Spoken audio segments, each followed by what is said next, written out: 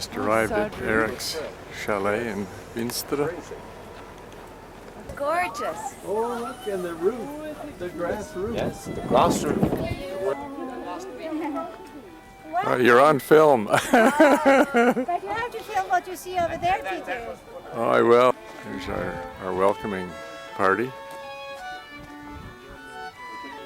One of her friends on the special Hardanger fiddles.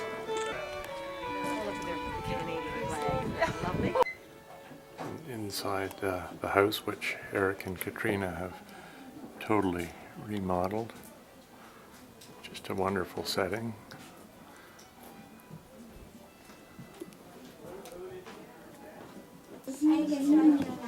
But the problem here in the ceiling is that they have put on something called lean. It's linen or what we call it. And then in 1945, when the Germans finally left, Eric's father took the Schultz name back again because he had an international business in paper and pulp. He needed that name. He had to, but his brother, Eric's father's brother who lived in England, he kept the other name. Because Schultz, after all, is so German. Yeah. But they came to Norway in 1792. So the Germans, yeah, well, they came from Schleswig-Holstein, which at that time was Danish. Oh, I see. So the border between Denmark and Germany has gone up and down like that. So it's definitely. Front door to the main house. I hadn't really looked at the schedule and realized that we were going to be... Brown talking to Eric and Katrina's daughter. Yeah. There's Kaya. Kaya talking to Mike. Wendell making sure he's in cahoots with the bartender. Joanne. Interesting to have the traditional grass roof. A couple of layers of birch bark and then a layer of sod with the sod facing down, and then second layer obviously with the grass facing up. The two meld together. It lasts 60 to 70 years. Several buildings in the compound. The weather has turned a little bit chilly compared to Oslo.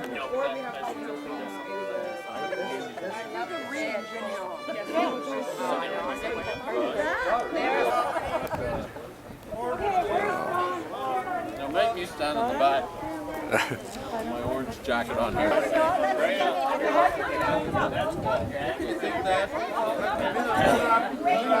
These are the photographers taking Eric Schultz's 64th birthday. Happy birthday, Eric! And there's Grant Burton. And there's Bev.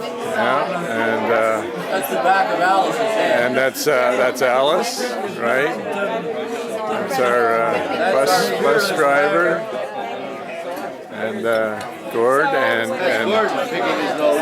Joyce talking very seriously to Alice. Not quite. Oh, about golf. All right. Derek and George are being very serious. And Which used to be the strongest one. okay, and Janet. Yeah, all on Eric's birthday. It's a moving one. Yeah. And there's Don Triggs and Mike Brown being far too serious. And everybody's being so serious here. And you've got to smile for the camera. There we go. Okay. And there's Eric again. Yeah. Maylise is into the water. Straight, or is that gin, Maylise? Gin.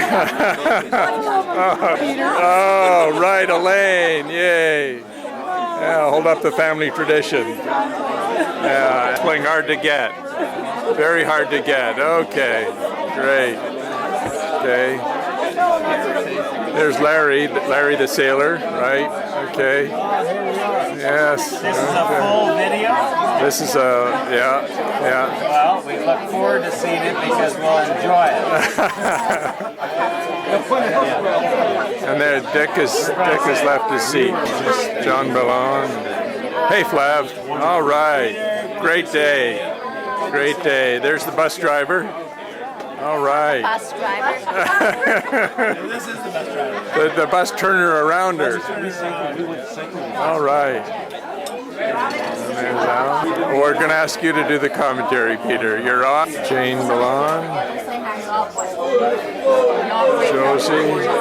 The moose are there in such big numbers, and they have marked them, and it turns out that these moose, they leave, or the moose leave the area in April, and they spread out throughout all of southern Norway and actually come back in the late Eric fall. providing yet more information on the local area.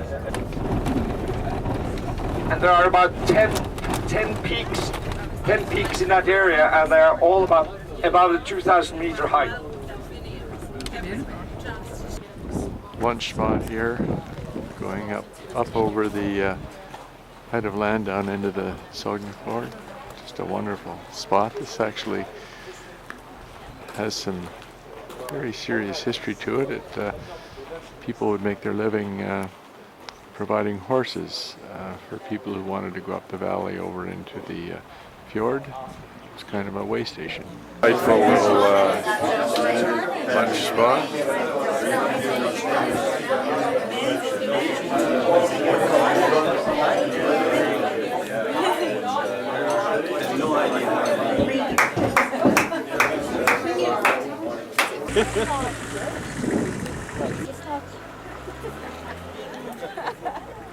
We're up about 1,450 meters. I'm not quite sure what it is. The third word they picked up today, I can't even remember it that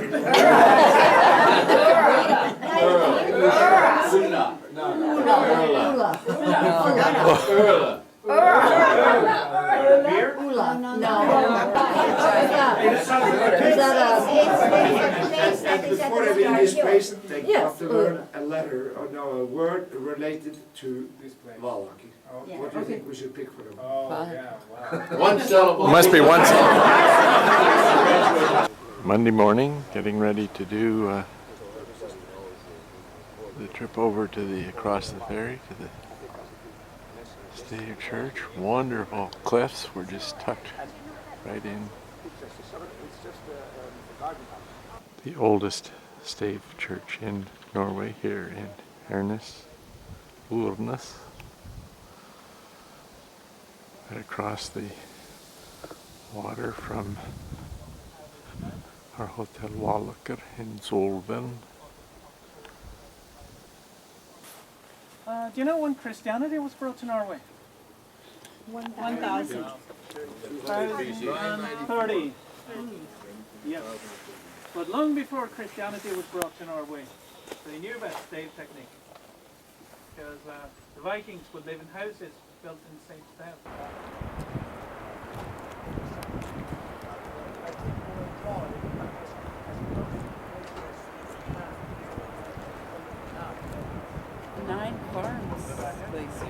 The 9 Farms Glacier, because 9 farms years ago. Really quite a tragic story. This is just the end of the tongue. We'll get up around that corner. I think you can see some people. I'll just focus in on them. And of course, once the sun comes out, we'll see that magical blue ice rather than the sort of gray color. There's Dick being done up in his climbing diaper. Not too happy with this. You know what? There. Dick, could we get a smile? Could we have a McCoy smile, please? He's just looking for more attention. Rope on the left side and the ice axe in your right hand. And the ice axe, you just This is like a Congo line, eh? have a look up there. comes Elaine and Dawn. Hey Dawn. Oh, Hey Mary. careful. Hey Tony. Then the inner turn. So when the ice wants to pass there, you get the towers and the more cracked stuff. And this is then the opposite side. So here we will, the ice will do like this, and you will get the high wall. Okay, Dawn. Conquer the mountain. Okay, all the way. So for a beginner, nice to do ice climbing. A little hairy at the end here. A couple of little footbridges. High water. What do you say, Derek? Going the rest? It's a type of butterfly. Katrina may call it something else. It's Said,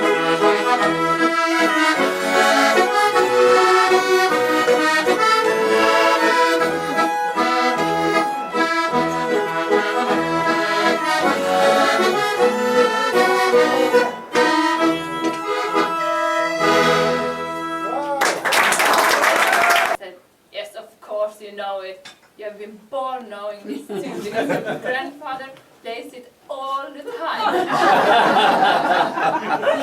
So, In the 18th century, the Hardinger fiddle was actually banned as it led to dancing and subsequently to sin.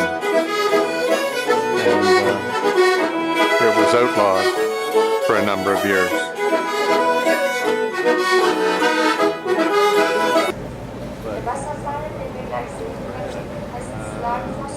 How deep is it here, Wendell? 400 meters deep, the water. Wow. right here. Right here. I heard them saying earlier that there's a lot of fish and wildlife down below in the fjord, which is at odds with what you were saying the other day. No fisheries here whatsoever. Okay, well, why is that? Because it's too deep. It's too deep and it's no spawning ground. They have nowhere to go. You know. But on the top, there is a. They're renting fishing rods, right? The mussel, Right on the top, you have salmon. What do you trout, think? and I mean, surely from the time to time. the seagulls are not around here just to make the hamburgers off Why the not? nets. They must be here.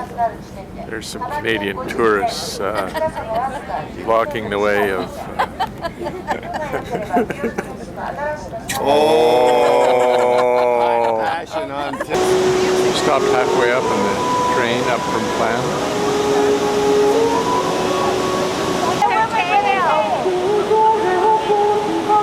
I can't see your tail. she has a tail. She has a tail? Is the first thing they'll do. Standing on the harbor, Buildings like June this, 29th smaller, in but they Bergen. have all their fishing gear. Eric giving us just a walkabout tour. Fish. It's carried on for 400 years. Bought a bag of fresh shrimp for 23 crowns. Eric has taught us how to peel and eat. And a few bottles of beer, and it's just great. Up top of the funicular in Bergen. Wonderful lunch spot. Last organized day of our trip, looking out. You remember it said news. You better lift your glasses.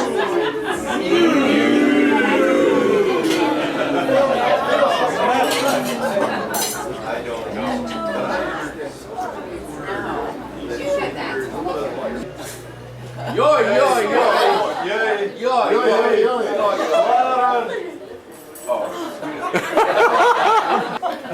Enter the better of the What he has done for you is what you have done for us. During our years in Canada, being two Norwegians running there. So it's great. But it's all about. I look like the Isle of Man. Kathy, Kathy, Kathy, Kathy. Katrina and Eric, where do we start? Perhaps to say we don't want to part.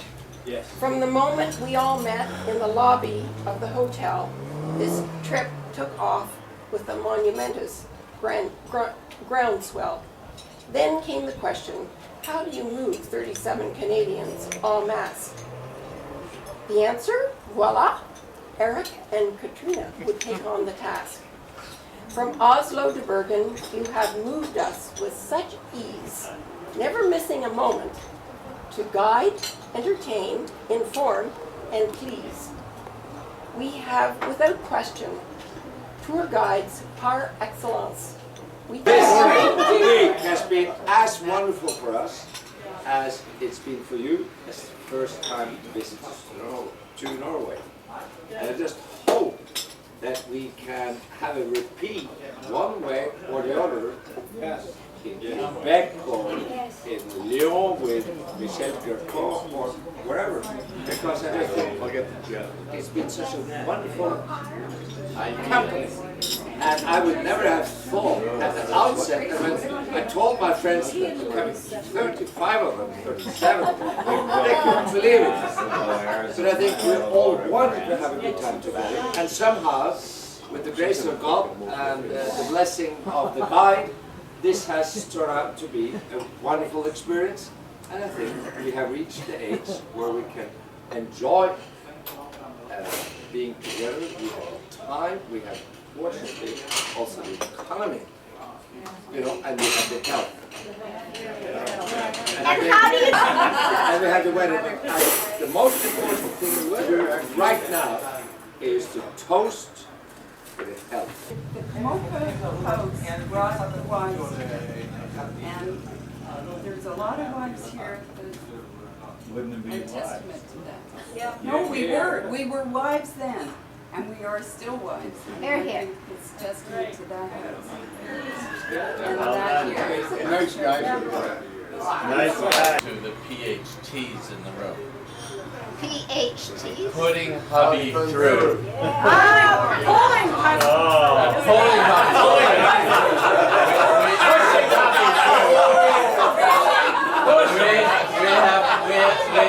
To the bizwives here that put up with the hubbies and all of the trials and tribulations. I know you weren't all with us through the course of the battle of getting through an MBA, but I would really like to thank and make a special toast to those that were with us and helped it happen.